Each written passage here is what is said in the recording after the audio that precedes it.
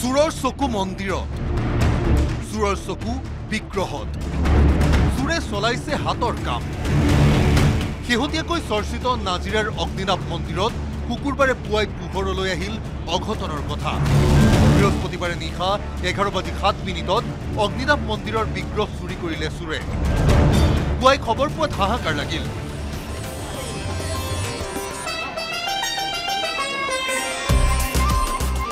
নিত্য নৈমিত্তিক পূজা পাৰ্বণ চলি থাকিল যদিও সকলোৰে মনত প্ৰশ্ন আহিল, বাবাৰ বিগ্ৰহ গ'ল কেনি?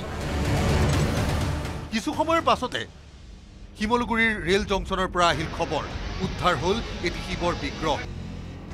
1 ঘণ্টা নহ'লে চাগে 45 মিনিট মানৰ ভিতৰতে আমি বিগ্ৰহভাগৰ সন্ধান পালোঁ। বিচাৰ কৰি চোৱাত নিশ্চিত হ'ল সেয়া অগ্নিনাভৰে। শিমলুগুৰি ৰেল আৰক্ষীয়ে জব্দ কৰিলে মূৰ্তিসহ এটা অভিযুক্তক। নাম আৰিফ আলী।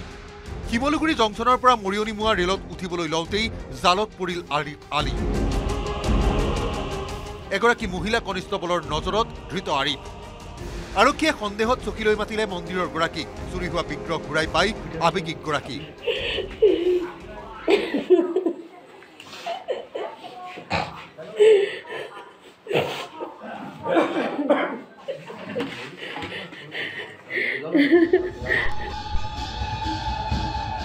ঘটনাক কেন্দ্ৰ কৰি প্ৰতিক্ৰিয়া বিভিন্ন মহলত। চুৰ ধৰাত সহায় কৰা বেটেৰী ৰিক্সা চালকেও ক'লে, ঘপককৈ ল'ৰাকেইটা সুধিলে ক'ত যাবি কি কৰিম, সিহঁতি ক'লে আপুনি মৰিয়নি যাম বুলি ক'লে। মৰিয়নি যাম বুলি কওঁতে বেগকেইটা চাওঁ বুলি কওঁতে বেগকেইটা সিহঁতি নদখুৱাই। তাৰপিছত মই ওচৰতে বাইদেৱে মাতিলে, মই ওচৰলৈ আহিলোঁ। বোলো বেগকেইটা খোল। বেগটো খোলোতে সি প্ৰথমে জেকেট এটা উলিয়ালে।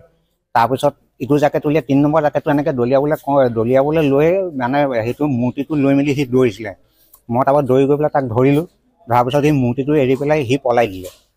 পলাই সি বাহিৰলৈ গ'ল। তাৰপিছত বাহিৰলৈ যাওঁতে আমাৰ ল'ৰাখিনিয়ে খেদি গ'ল বাহিৰলৈ খেদি গৈ পেলাই এজনক ধৰিলে, মেইনজন পলাই গুচি গ'ল। মেইন যিজনে মূৰ্তিটো লৈ আছিলে সেইজন নহয়, মানে আৰু এজন আছিলে, লগত 2জন আছে। এতিয়াও পলাতক অৱস্থাত আছে এটা চোৰ।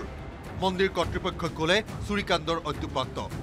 একচুৱেলি CCTVৰ যিটো সময় অনুসৰি যোৱা নিশা অৰ্থাৎ 28 তাৰিখ ৰাতি 11:07 বিগ্ৰহভাগ চোৰে লৈ গৈছিল। আৰু ৰাতিপুৱা যেতিয়া আমাৰ মন্দিৰৰ কৰ্মচাৰী আহি চায় তেতিয়া দেখা পায় যে বিগ্ৰহভাগ নাই। যেতিয়া আমি সকলোৰে গম পাওঁ, একচুৱেলি আমি বহুত ভাগি পৰিছিলোঁ, কিন্তু ভাল লাগিল। তাৰ কিছু সময় পাছতে আমি সন্ধান পালোঁ।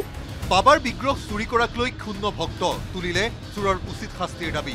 গতিকে অতি সোনকালে সেই চুৰি কাৰ্যৰ লগত যিসকল দুষ্কৃতিকাৰী জড়িত আছে তেওঁলোকক গ্ৰেপ্তাৰ কৰি উপযুক্ত শাস্তি প্ৰদান কৰিব লাগে। অৱশ্যে চুৰিকাণ্ডৰ আভাস পাই আৱেগিক হৈ পৰা মন্দিৰৰ গৰাকীয়ে ভক্তলৈ জনালে আহ্বান। মনৰ বাঞ্ছা সিদ্ধি হওক, আপোনালোকে কেতিয়াও মনত দুখ নকৰিব। আপোনালোকৰ বাবা একেধৰণে আছে, এই শক্তিক কোনেও নিব নোৱাৰে। যেতিয়ালৈকে আমি তেওঁক অসন্তুষ্ট নকৰোঁ, আমি যিহেতু তেওঁক অসন্তুষ্ট নাই কৰা আৰু তেওঁ ইয়াত বহিছে, নাজিৰাত বহিছে, এতিয়া সকলো ৰাইজকে তেওঁ আশীষ দিব, সেইটো আমাৰ দৃঢ় বিশ্বাস। অগ্নিনাভ মন্দিৰক কেন্দ্ৰ কৰি বিভিন্ন বিতৰ্ক আছে, কিন্তু শেহতীয়াকৈ অসমৰ ভিন্ন প্ৰান্তত বিগ্ৰহ চুৰিৰ ঘটনাই প্ৰকৃততে কি সূচাইছে? নাজিৰাৰ পৰা নবুল Konwar report, news 18 Assam north east. আপুনি বিচৰা বাতৰি পাব কেৱল নিউজ 18 এপত। নিউজ 18 এপ ডাউনলোড কৰিবলৈ স্কেন কৰক এই QR কোড। গুগল প্লে ষ্টৰতো পাব এই নিউজ 18 এপ।